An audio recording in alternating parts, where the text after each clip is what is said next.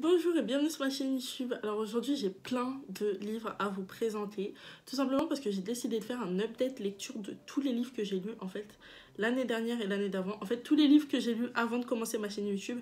Donc ça va un peu être du 2018, 2019 et 2020. J'espère que je vais vous faire découvrir plein de pépites et on commence directement avec la première saga qui est une trilogie. On commence par Ma raison de vivre de Rebecca Donovan, paru chez les éditions Pocket Jeunesse. Le tome 2, c'est Ma raison d'espérer et Ma raison de respirer. Et juste les couvertures, je les trouve dingues. Malheureusement, ma lumière, je suis désolée, mais il y a un contre-jour, je ne comprends pas. Marine Light, elle me fait des faces depuis tout à l'heure, ça me saoule. Mais voilà, du coup, la couverture, je vais la mettre là, ça va passer. Oh, c'est bon. Du coup, pour le tome 1, je voulais le résumer. Et si je ne veux pas être amie avec toi, alors nous ne serons pas amis. Et si j'ai envie d'être plus qu'un ami, alors nous ne serons rien du tout.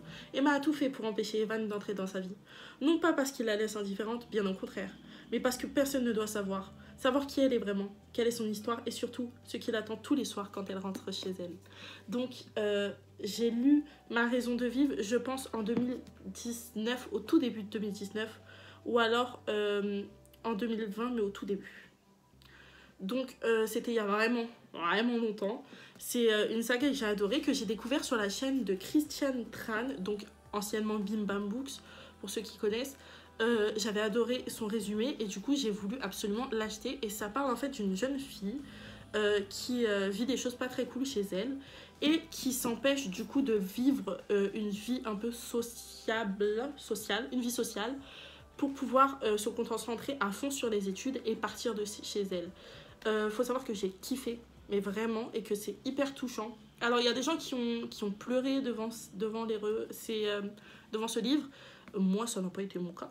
Mais je l'ai trouvé vraiment touchant et c'est vraiment un roman d'espoir. D'ailleurs, la phrase d'accroche, c'est « Quand l'espoir ne tient qu'à un fil, l'amour est un miracle ». J'ai vraiment adoré. J'ai vraiment adoré. Et on voit en fait comment elle s'en sort dans la vie, comment elle s'en sort avec tout ça. Alors, le tome 1, je crois que ça avait été un coup de cœur de mémoire.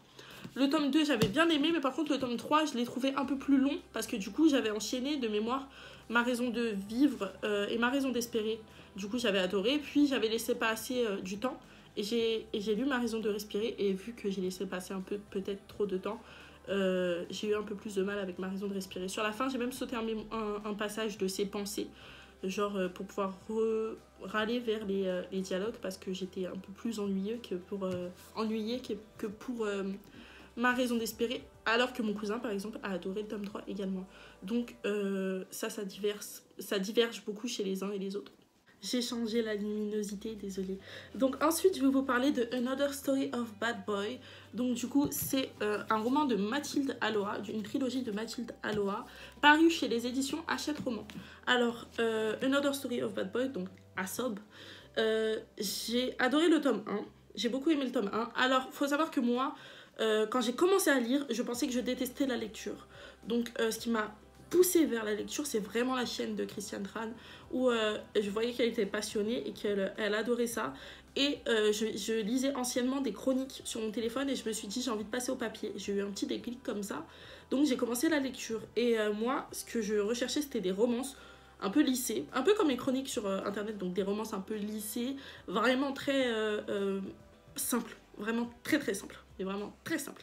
Donc je vais vous parler ensuite de la première trilogie de romans que j'ai acheté du coup, que j'avais adoré.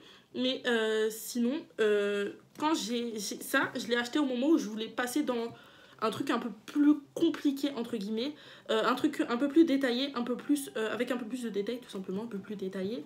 Donc j'ai trouvé que c'était exactement le roman parfait pour ça. C'est-à-dire que c'est une romance, mais elle est beaucoup plus détaillée que par exemple Dimili, dont je vais vous parler après, Did I Mention I Love You.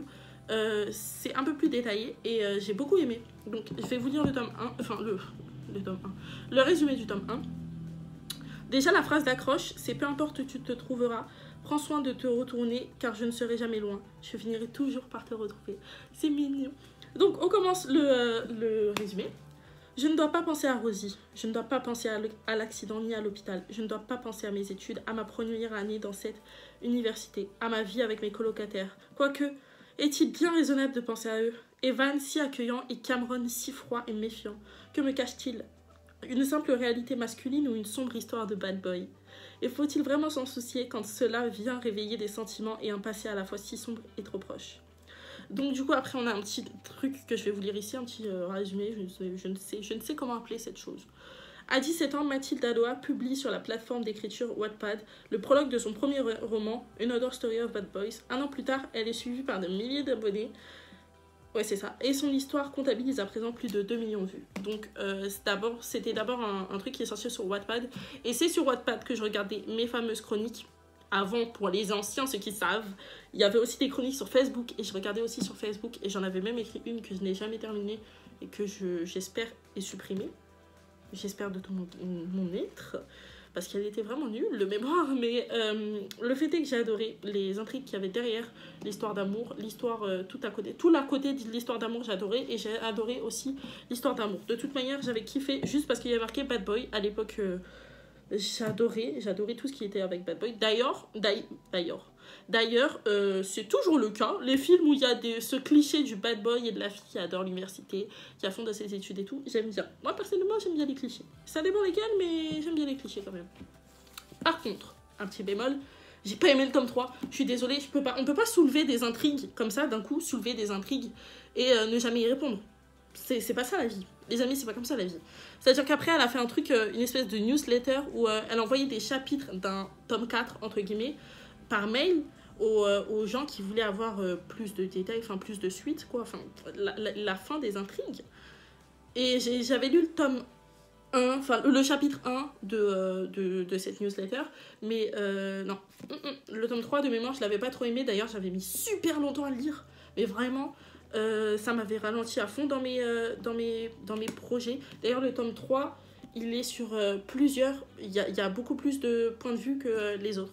Le tome 2, je l'avais saigné, je l'avais grave lu rapidement et du coup, j'ai bien aimé. Donc, on passe à autre chose. Du coup, maintenant, je vais vous parler du coup de Dimily, vu qu'on en a parlé il y a 2 secondes, et donc de Just Don't Mention It. Donc, par contre, je ne comprends pas ce qui s'est passé avec mon livre et ça ne me plaît pas du tout. Donc, je sais pas à quel moment j'ai fait ça, si c'est moi qui ai fait ça, mais ça me plaît pas. Ça me plaît pas du tout. Mais du coup, alors, le premier tome, c'est Just Don't... c'est Did I Mention I Love You. Le deuxième tome, c'est Did I Mention I Need You. Et le troisième tome, c'est Did I Mention I Miss You. Donc, déjà, j'adore. Ce livre-là, je l'avais adoré pour plein de raisons. Alors, la première raison, c'est que, déjà, j'adore la plume de Estelle Mascam. Donc, j'ai oublié de vous dire, c'est un roman écrit par Estelle Mascam, paru chez les éditions Pocket Jeunesse. Donc, j'avais adoré parce que la couverture, très ensoleillée, c'est une romance très ensoleillée. Los Angeles, j'avais vu romance passée à Los Angeles, j'ai acheté juste pour ça de base. Et vraiment aussi parce qu'elle avait super bien vendu le truc, pareil. Donc du coup, anciennement, je regardais beaucoup ta chaîne, si tu passes par là un jour, ne sait-on jamais, Christiane Tran. Donc, j'avais adoré. J'avais vraiment beaucoup adoré. J'avais vraiment saigné ce livre. Donc du coup, le Did I Mention I Love You, je vais vous lire le tome 1, mais pour vous dire, juste pour vous en parler un peu, le tome 2, je l'ai lu en une journée. Donc, pour vous dire, il se lit vraiment super vite, et c'est de ça, en fait, que je vous parlais quand je vous disais, je voulais une lecture super simple. Donc, c'est la première série, et c'est pour ça que je suis trop contente de la montrer en vidéo, c'est la première trilogie que j'ai possédée de toute ma vie. Donc, je vais vous lire le résumé. Did I Mention I Love You, rien ne sera plus comme avant. Eden, 16 ans, va passer l'été dans la famille recomposée de son père, à Santa Monica, en Californie. Ce dernier a refait sa vie, ce qui veut dire 3 nouveaux demi-frères pour Eden. Le plus âgé, Tyler, est un vrai bad boy, séducteur, égocentrique, violent. Fasciné, elle ne peut s'empêcher de succomber au charme de la seule personne qui lui est défendue, son demi-frère. Totalement addictif, la trilogie aux 4 millions de hits sur Wattpad. Alors, désolé des bégaiements déjà, et j'avais adoré, pourquoi? Parce que c'est léger, c'est super léger, ça se lit super vite. La plume de Estelle Mascam, addictif, mais vraiment addictif, très addictif. D'ailleurs, j'ai un autre roman d'elle dont je vais vous parler après, et j'ai un roman qui est sur ma wishlist d'elle également, que je vais vous tourner. Je vais vous tourner ma wishlist un jour en vidéo. Et pour vous dire, ma wishlist est énorme, donc je sais pas si elle va rentrer dans... Je sais pas si elle va pas durer 1 heure la vidéo. Donc, du coup, j'ai vraiment adoré. Je sais limite pas quoi dire d'autre que j'ai adoré. Et donc du coup ça c'est la trilogie principale et Just Don't Mention It. En fait si vous voulez c'est le tome 1. Donc c'est Did I Mention I Love You du côté du garçon. Donc c'est le point de vue de Tyler. Et on a en fait également, déjà il est un peu plus épais je le sens par rapport à Dimily. Mais on a également à l'intérieur des tout petits flashbacks de son passé qu'il n'y a pas dans Did I Mention I Love You. Donc il y a quelques exclusivités pour ceux qui sont fans de ce roman comme moi. Ça m'a tout à fait plu, j'ai adoré. Je l'ai lu très rapidement aussi. Je l'ai vraiment lu vite celui-là aussi. Mais il faut dire qu'il est écrit en épais. Donc je ne sais pas si vous allez voir. Mais il est écrit assez épais et c'est assez espacé. Donc c'est génial pour moi. Pour rester sur ma passion pour la plume d'Estelle Mascam, j'ai lu Sur le fil d'Estelle Mascam, paru chez les éditions Pocket Jeunesse. Donc du coup j'ai adoré, ne serait-ce que la couverture elle m'avait attirée, je sais pas pourquoi, genre c'est ça, je sais pas, ça m'avait attirée. Du coup le fait qu'il soit aussi pas gros m'avait attirée aussi, parce qu'à l'époque aussi j'étais très là-dedans, c'est à dire que si un livre était gros j'étais en mode non loin de moi tout ça là, non c'est long. Du coup je vous lis le résumé.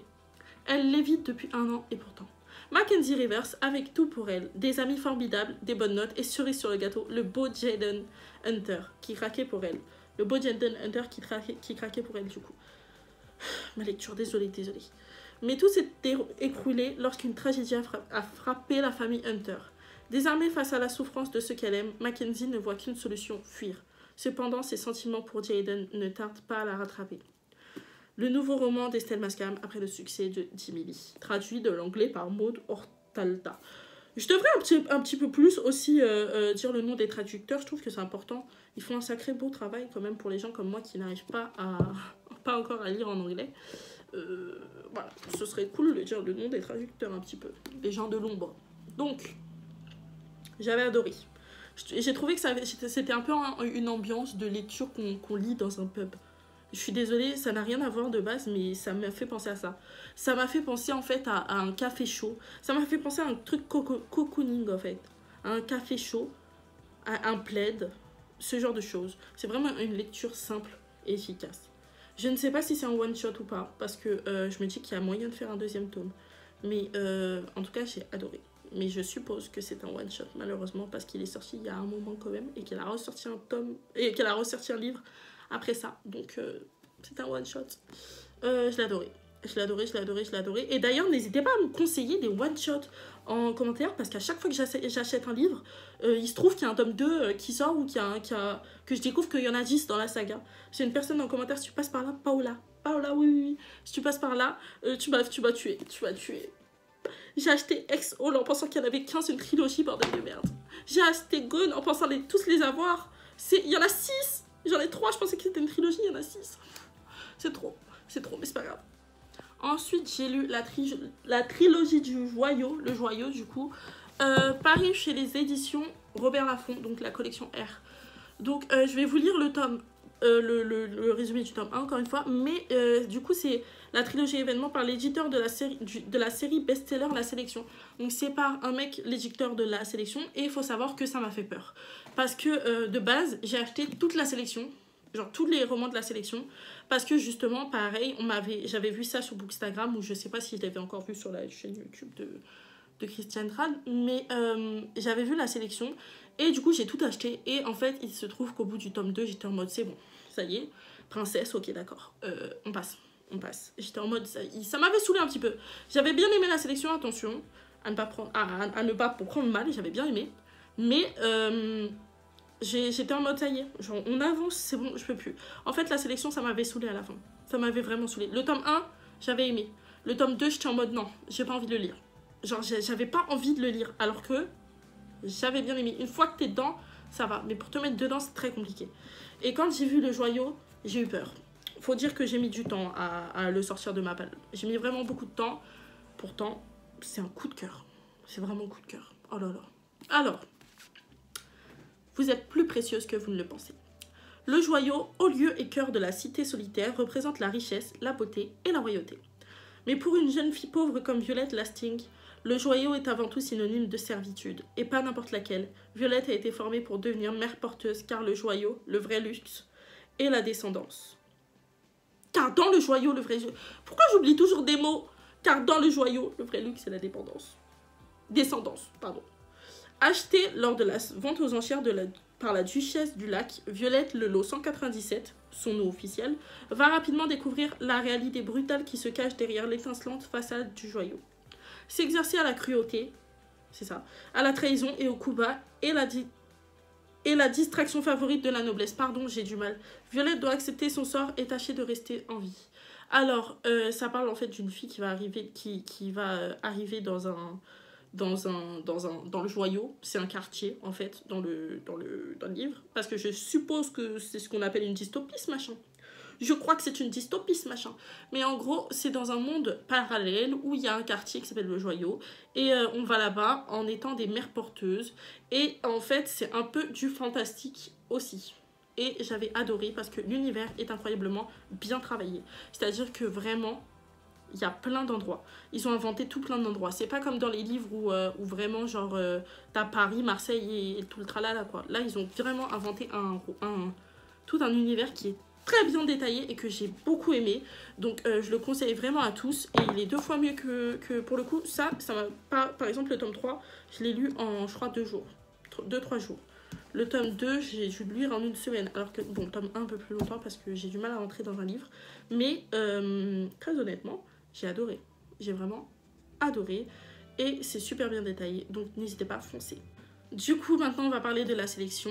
Donc, moi, j'ai acheté que la trilogie principale parce que, comme je vous ai dit, j'ai eu du mal. Ça y est, j'ai eu du mal, vraiment. Genre, alors, le tome 1. Le tome 1, j'ai bien aimé. J'ai eu du mal parce que j'ai mis un peu de temps à lire, honnêtement. Mais j'ai bien aimé. Le tome 2, de mémoire, celui-là, j'ai mis vraiment beaucoup de temps à lire. Mais vraiment beaucoup de temps à lire. Et je crois qu'il est resté au moins 3 mois sur ma commode. Donc j'ai vraiment trop mis de temps à lire. Et du coup, ça m'a saoulée. Et le dernier tome, du coup, je l'ai lu un peu plus rapidement. Et la fin était mieux que le reste, je trouve. La fin, je l'ai bien aimée. Et je l'ai lu assez rapidement, la fin. Elle était assez... Il y avait assez d'action pour que ça m'intéresse beaucoup plus que le reste. Donc du coup, je vous lis le résumé du tome 1. Je prépare ma bouche, je prépare tout là. Alors, 35 candidates, une couronne, la compétition de leur vie. 300 ans ont passé et les États-Unis ont sombré dans l'oubli. De leur ruine est née Ilia, une monarchie de caste. Mais un jeu de télé-réalité pourrait bien changer la donne. Elles sont 35 jeunes filles, la sélection s'annonce comme l'opportunité de leur vie. Donc là, j'ai bégayé parce que 35 jeunes filles, c'est ce qu'on appelle la sélection, genre de base. Donc ça m'a perturbée. L'unique chance pour elle de troquer un destin misérable contre un monde de paillettes. L'unique occasion d'habiter dans un palais et de conquérir le cœur du prince Maxon. J'ai vraiment pas aimé son nom à lui. L'héritier du trône. Mais pour America Singer, cette sélection révèle plutôt du cauchemar. Cela signifie renoncer à son amour interdit avec Aspen, un soldat à la caste inférieure. Quitter sa famille, entrer dans une compétition sans merci, vivre jour et nuit sous l'œil des caméras. Puis America rencontre le prince et tous les plans qu'elle avait échafaudés s'en trouvent bouleversés. J'ai quand même bien aimé ce tome 1. Et par contre, j'ai adoré les couvertures. Faut dire quand même, faut préciser. Regardez-moi cette couverture, elle est incroyable. Je ne peux malheureusement pas faire de focus parce qu'il y a beaucoup de lumière dans ce truc. Du coup, le tome 2. Et le tome 3. Il est hors de question que j'achète le 4 et le 5, je vous le dis tout de suite, je peux plus. Alors, je suppose quand même que c'est parce que c'est peut-être trop pailleté pour moi. Parce que j'adore tout ce qui est royauté. Alors attention, à maîtriser ce que je viens de dire. J'adore la royauté, c'est vraiment mon univers, j'adore ça. Genre j'adore quand c'est un peu plus réel et pas de télé-réalité. Je crois que j'ai un problème avec la télé-réalité dans les livres parce que Phobos, je n'ai pas pu non plus. Alors que je sais que c'est un classique, je suis désolée. Victor Tixen, c'est vraiment quelqu'un que j'apprécie parce qu'il sort des livres incroyables tout le temps. Mais Phobos, I am sorry. Vraiment, si vous passez par la Victor Tixen un jour, je suis désolée, j'ai vraiment aimé quand même. Votre plume, mais compliqué. J'ai oublié de préciser, la sélection a été écrite par Kiera Cass et c'est sorti chez la collection R, donc Robert Laffont. Alors, j'ai eu les 4 premiers tomes de À Contresens. Donc ça, je l'ai acheté parce que ça ressemblait à Jiminy, clairement. Et quand j'ai vu le résumé, j'ai su que ça ressemblait à du Millie. J'ai dit c'est bon, j'y vais, on y va, let's go, il n'y a pas de souci. Non mais vraiment, il n'y a pas de souci. Je crois qu'on me l'avait conseillé et j'ai lu le résumé, j'ai dit d'accord, d'accord. J'ai foncé et j'ai pas eu tort. J'ai bien aimé. Après, à partir du tome 4, c'est un peu, ça m'a fait comme After à l'ancienne. À partir du tome 4, ça y est. Le 5 et le 6, j'hésite un peu. J'hésite un peu à aller les acheter parce que carrément le tome 4, je l'ai pas lu encore, pour vous dire, parce que c'est long quand même, 4 tomes, vous voyez, genre, c'est long. Genre, pour de la romance, je parle. Parce que là, j'ai eu tout un gros truc de Robin Hood à lire, donc c'est pas la longueur, le souci. C'est que la romance, trop de romance, tue la romance. Bon, je vous lis le résumé du tome 1. Donc, à contresens, de Mercedes Ron, publié chez les collections Hachette Roman. Il y a 3 mois, ma mère m'a annoncé que nous déménagions en Californie, chez son nouveau mari millionnaire. Mais ce n'est pas le rêve, c'est un cauchemar. Je dois quitter mes amis, mon copain, et par-dessus le marché, j'hérite d'un demi-frère. Nick a tout pour me déplaire, surtout quand je découvre son secret, sa double vie. Course de voiture, fille, bagarre, et en plus d'être un gauche de riche, Nick est dangereux. Et puis un jour, je me retrouve mêlée à son univers malgré moi. Alors mes certitudes se mettent à vaciller et ma vie à basculer. C'était trop bien. C'était trop bien. Je sais pas si j'ai préféré le tome 1 ou le tome 2. Je crois que les deux sont incroyables. C'était trop bien. Et je crois que je vais bientôt lire le tome 4. Ça me donne envie de le lire. C'était trop bien. Dans le 3, j'ai sauté un moment parce que je me suis dit, ça y est aussi. Genre, ça y est. Mais j'ai acheté le tome 4 pour vous dire. Donc, j'ai adoré. Le tome 1, ça a été un coup de cœur. Le tome 2, coup de cœur aussi. Le tome 3, j'étais en mode, ok.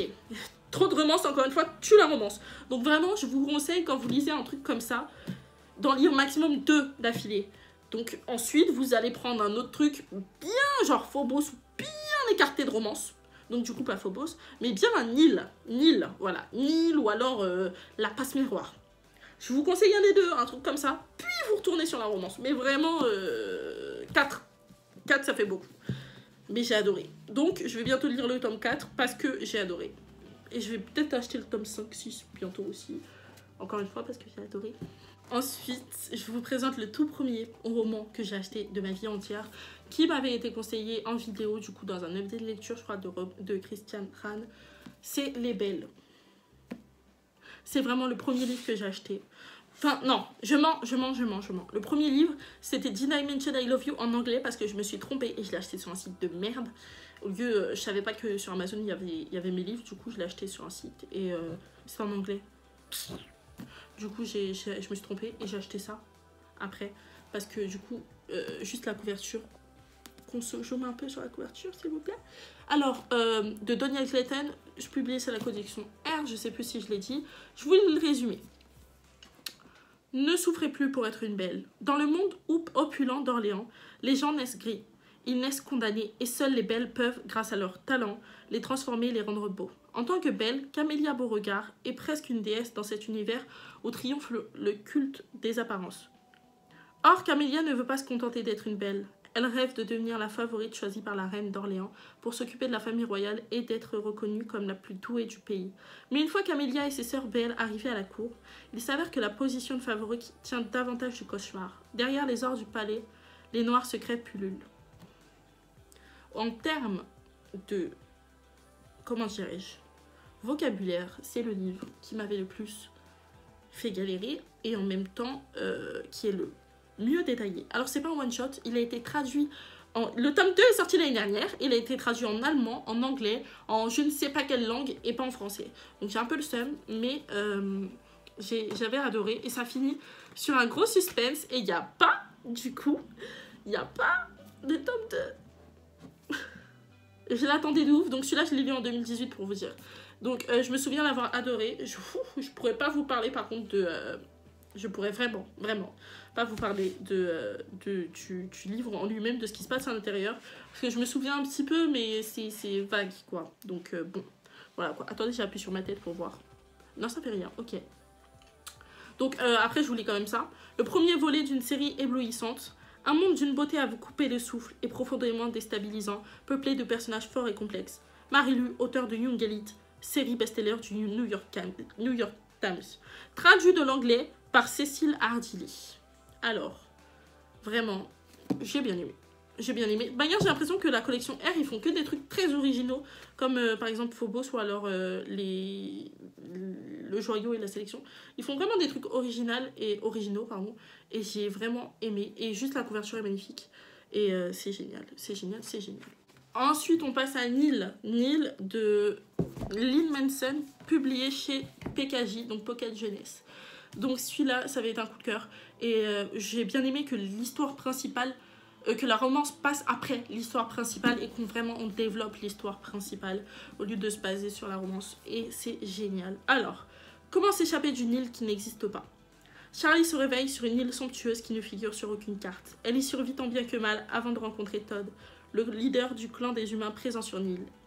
Il lui apprend la vérité glaçante. Pour quitter cet enfer paradisiaque, il faut trouver une des portes qui apparaissent au hasard sur l'île.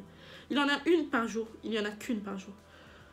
Une seule personne peut l'emprunter. Pire encore, les adolescents n'ont qu'1 an pour s'échapper, sinon c'est la mort. Le compte à rebours a déjà commencé. C'est incroyablement bien construit. C'est super bien construit et c'est génial. Ça, je crois qu'il avait plus vu alors sur... Bon, non, je crois que Nil, je l'ai vu aussi sur la chaîne de Thiboudouboudou, que j'adore. Donc, le tome 3, ça va être une grosse claque. Le tome 2, grosse claque. Le tome 1, grosse claque. Donc, vraiment, je ne peux que vous conseiller d'y aller. Allez, traduit par l'anglais par Guillaume François. Foncez, faut foncer. Faut vraiment l'acheter. Et vite, vraiment, faut le lire parce que c'est un classique en plus. Vraiment, il est génial. Il est génial. Il est vraiment génial. Je vous le conseille à 200%. Oh mon Dieu, je vais tout casser. On passe à ma saga favorite. Pour ceux qui me connaissent un minimum, vous savez. Oui! Oh là là, je l'aime trop, c'est la passe miroir. Oh là là, je l'aime trop. C'est vraiment ma saga favorite de tous les temps. Tous les livres là, il n'y a jamais rien qui va surpasser ça, je crois.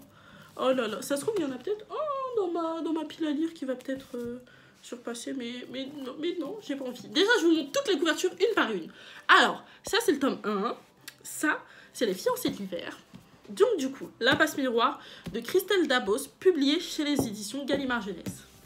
Les disparus du clair de lune. Est-ce que vous vous rendez compte du nombre de détails? Est-ce que vous vous rendez compte? Non. La mémoire de Babel. Tome 3. Et le tome 4 et dernier. La tempête des échos. Un coup de cœur, comment vous dire, c'est un bonheur sur pattes. Un bonheur sur pattes. Alors, Les Fiancés d'hiver, je vous les résumer. Ça va être dur encore une fois, parce que je le lis pas en avance comme une imbécile. Donc du coup, ça veut dire que c'est compliqué, mais je vais vous le dire. Sous son écharpe élimée et ses lunettes de myope, Ophélie cache des dons singuliers. Elle peut lire le passé des objets et traverser les miroirs. Elle vit paisiblement sur l'arche d'Anima, quand on la fiance à Thorn, du puissant clan des dragons. La jeune fille doit quitter sa famille et le suivre à la Citaciel, capitale flottante du pôle. À quelle fin a-t-elle été choisie? Oui, c'est ça. Pourquoi doit-elle dissimuler sa véritable identité? Sans le savoir, Ophélie devient le jouet d'un complot mortel.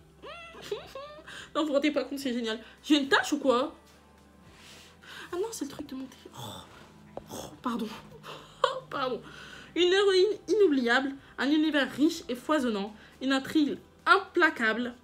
Découvrez le premier livre d'une grande saga fantastique et le talent d'un nouvel auteur à l'imaginaire saisissant. Lauréat du concours du premier roman organisé par Gallimard Jeunesse, RTL et Télérama. Grand prix de l'imaginaire 2016. Christelle Dabos s'impose dès ce premier roman par la puissance de son imaginaire. Vous avez capté ou pas? Lauréat. Non. J'ai payé 18 €. J'aurais repayé. J'avais plus d'argent pour le dernier tome et j'ai demandé à mon frère de le prendre parce que c'était trop. C'est trop. Genre, c'est trop. Vous vous rendez pas compte. Vraiment, c'est un univers plus que détaillé. C'est-à-dire que là, elle a créé vraiment un monde. Mais vraiment un monde avec des plein d'îles qu'elle a décrites, qui ont chacune leurs caractéristiques, chacune leurs coutumes, chacune leur culture. Elle a vraiment tout fait correctement. La fin, elle est beaucoup... Pour moi, la fin, elle est à l'image du livre. Hein. Je sais que beaucoup sont déçus par la fin. Enfin, du coup, non. Il y en a qui ont adoré la fin, il y en a qui l'ont détestée parce qu'en fait, c'est une fin qui est très subtile et très, du coup, controversé, mais j'ai adoré la fin, moi, personnellement. C'est une fois qu'il y a l'image du livre, elle est subtile, ça laisse place à l'imagination. J'ai vraiment juste adoré. Et mon livre préféré, saga préféré de tous les temps. Et il n'y a rien pour moi qui surpasse pour le moment. C'est impossible. Dites-moi juste un livre qui peut surpasser dans mon cœur La Passe Miroir. Conseillez-moi un livre en commentaire.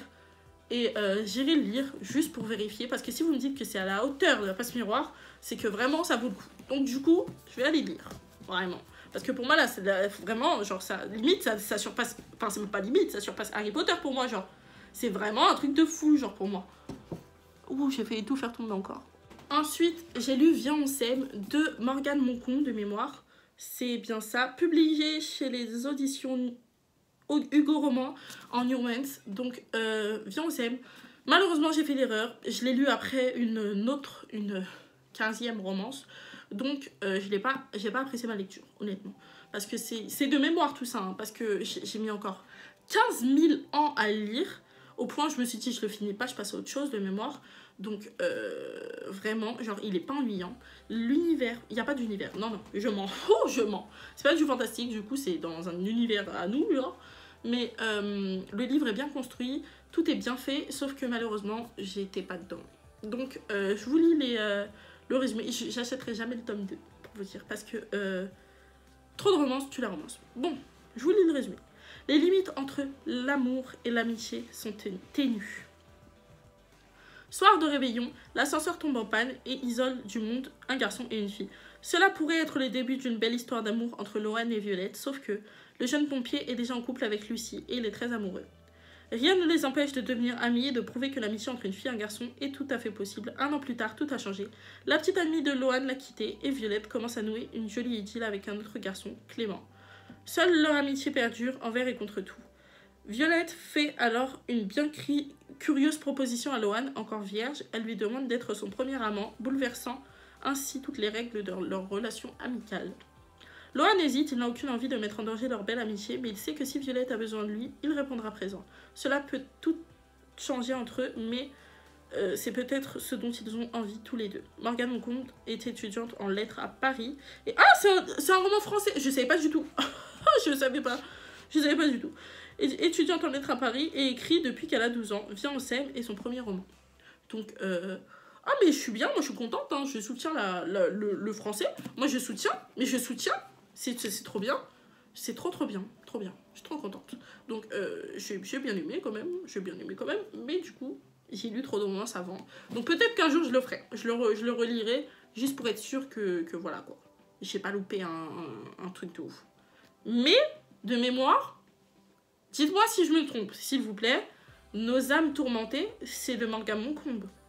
Et j'ai envie de le mettre sur ma wishlist de base parce que j'en ai entendu parler encore une fois.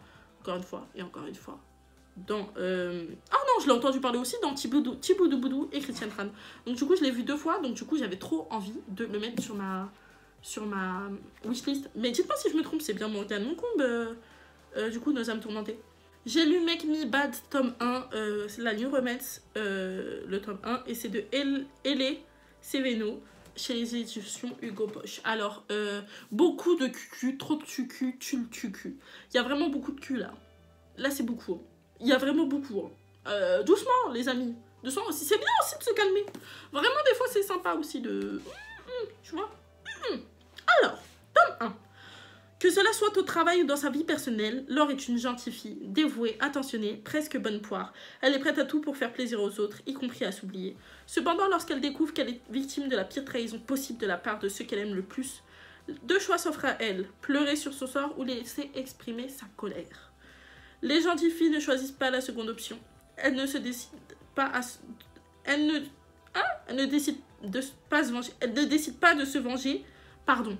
Et elles ne demandent pas un très mauvais garçon de l'aider, mais si elle le faisait, jusqu'où serait-elle prête à aller? En gros, ouais, elle a demandé à un mec de l'aider, un connard de l'aider à se venger de son ex, parce qu'il avait trahi. Alors, faut que je lise quand même le tome 2, mais c'est trop. Doucement, mais en fait, non, je peux pas lire le tome 2 carrément. Genre, lire le tome 2, c'est équivaut à lire 2 fois plus que genre 50 nuances degrés. C'est 2 fois pire. Mais après, Je me dis que l'histoire principale, elle est bien, donc pourquoi pas peut-être un jour. Mais, complicado. Doucement. Genre... mollo lastico, quoi. Après, j'ai lu Adopted Love.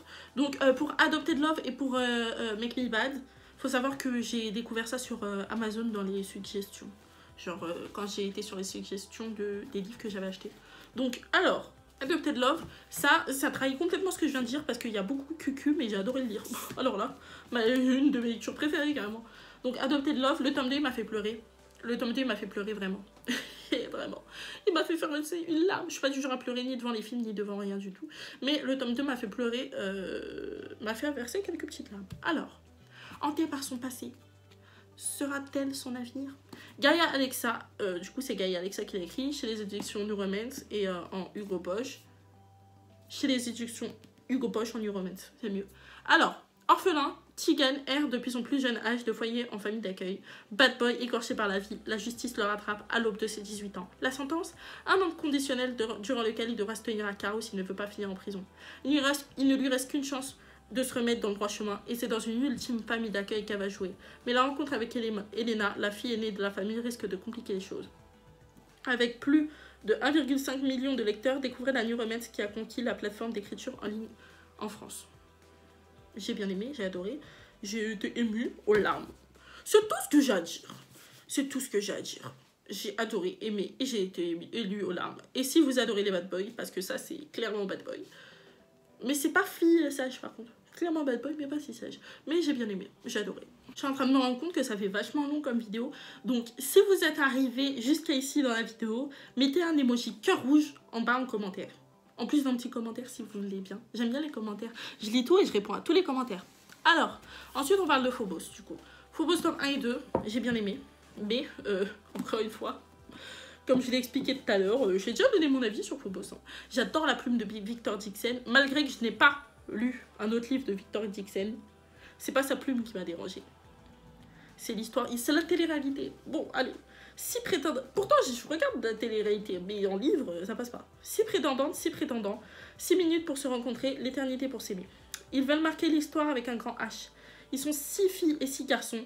Dans les 2 compartiments séparés d'un même vaisseau spatial, ils ont 6 minutes chaque semaine pour se séduire et se choisir, sous l'œil des caméras embarquées. Ils sont les prétendants du programme Genesis, l'émission de speed dating la plus folle de l'histoire, destinée à créer la première colonie humaine sur Mars. Elle veut trouver l'amour avec un grand A. Léonore, orpheline de 18 ans, est l'une des 6 élues. Elle a signé pour la gloire, elle a signé pour l'amour, elle a signé pour un aller sans retour. Même si le rêve vire au cauchemar, il est trop tard pour regretter. Le premier tome de la nouvelle série de Victor Dixon, double lauréat du Grand Prix de l'Imaginaire. Alors, pour tout vous dire, j'ai bien aimé le tome 1 de mémoire. C'est pour ça que j'ai acheté le tome 2. Mais j'étais en mode mollo. Genre, j'aime pas la SF. Je déteste la SF, je peux pas. Je vais lire son roman Vampiria parce que j'ai hésité, parce que c'est assez compliqué, parce que la SF je n'aime pas, encore une fois. Mais j'adore Versailles et j'adore les vampires. Donc du coup, je veux bien tenter, juste pour me réconcilier avec Victor Dixon. Parce que je crois que c'est un auteur français, mais je suis pas sûre. Mais je crois que c'est un auteur français et franchement, moi, encore une fois, j'ai trop envie de pousser les gens qui viennent de notre pays. Parce que on pousse beaucoup les autres pays. On regarde beaucoup de séries américaines, beaucoup de trucs des autres pays, mais on pousse pas assez la France. Je pousse mon pays. J'espère que t'es français du coup, parce que j'ai beaucoup parlé pour rien sinon. Ensuite, j'ai lu Ashes Falling for the Sky. J'avais peur. J'ai vu que c'était un bad boy, donc du coup, j'ai acheté encore une fois. J'avais lu aussi Étincelle, que j'avais bien aimé, mais que j'ai vendu parce que je voulais plus le tome 2 et parce que vraiment, c'était trop. En fait, c'était pas assez construit. Pour moi, ça a besoin d'être assez détaillé, assez adulte, pas 100% cliché. Pour moi, un beau cliché, c'est une histoire qui est accompagnée d'un sujet qui est assez bien travaillé, en fait, tout simplement. Ça fait un bon sujet. Parce que tu as les caractères qui doivent être bien poussés. Dans Étincelle, j'ai trouvé, désolé, que les caractères n'étaient pas assez poussés, pas assez détaillés, pas assez forts, tout simplement. Là, c'est le cas. Là, c'est assez bien fait. C'est bien, tout simplement. C'est bien. Là, c'est beaucoup plus travaillé, je trouve. Alors, j'ai pas lu le tome 2. Apparemment, il y a des gens, ils ont pleuré devant le tome 2. Genre, ça me donne envie de l'acheter. Mais j'ai pas lu le tome 2, du coup. Mais je le trouve pas en occasion, ça me fout par contre. Donc je l'achèterai au mois d'avril ou de mai parce que du coup j'ai déjà planifié, j'ai déjà une palle énorme et j'ai déjà planifié plein de livres à acheter et que je pense trouver en occasion. Donc je vais commencer par ça. Après j'achèterai, et en tant que neuf, pardon, je parle beaucoup mais en tant que neuf, je vais d'abord acheter Vampiria. Donc flemme de ruiner mon argent, doucement. Alors, il n'est que plus de cendres, elle s'est noyée dans un ciel trop vaste. Lors de la soirée de pré-rentrée à l'université, Sky décide de se laisser... Hein? Sky décidait à laisser ses démons derrière elle, jette son dévolu sur Ash. Prête à assumer cette aventure d'un soir, elle ignore les avertissements de sa colocataire et se lance dans le jeu de la séduction, mais perd lamentablement la partie. Elle fait fuir Ash, non sans avoir entrevu ses blessures.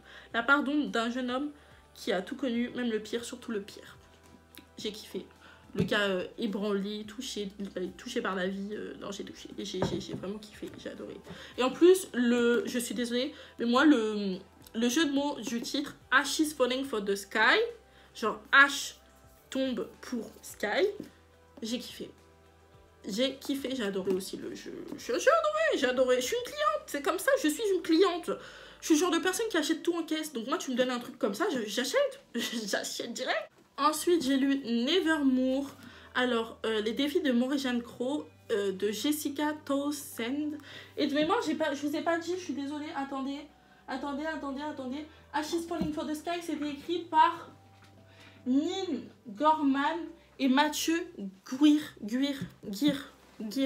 Pardon d'avoir mal prononcé ton nom. Si jamais tu passes par là. Alors, Morrigan Crow est née le jour du réveillon, ce qui signifie deux choses. Elle est maudite, elle est condamnée à mourir à minuit le jour de ses 11 ans. Son cercueil l'attend. Elle est sauvée in extremis par un homme étrange qui l'emmène dans le royaume magique de Nevermore. Traduit de l'anglais États-Unis par Juliette Lay. Donc du coup, il y a marqué une aventure Harry Potteresque de Time Magazine, ils ont dit ça. Mais en gros, c'est une jeunesse sans aucune amour. Enfin, sans aucune romance à l'intérieur. Et ça, j'ai kiffé. Parce que c'est la première fois, même carrément, que je lis un livre sans amour. Genre, il n'y a rien dedans. C'est juste vraiment de l'enfance. Et vraiment de l'enfance. 11 ans, les amis, 11 ans. Vraiment de l'enfance. Et j'ai trouvé que c'était mignon. C'était un petit bonbon à la crème. Un petit chat, tu vois. Genre, c'est cute. C'est trop cute. J'ai adoré.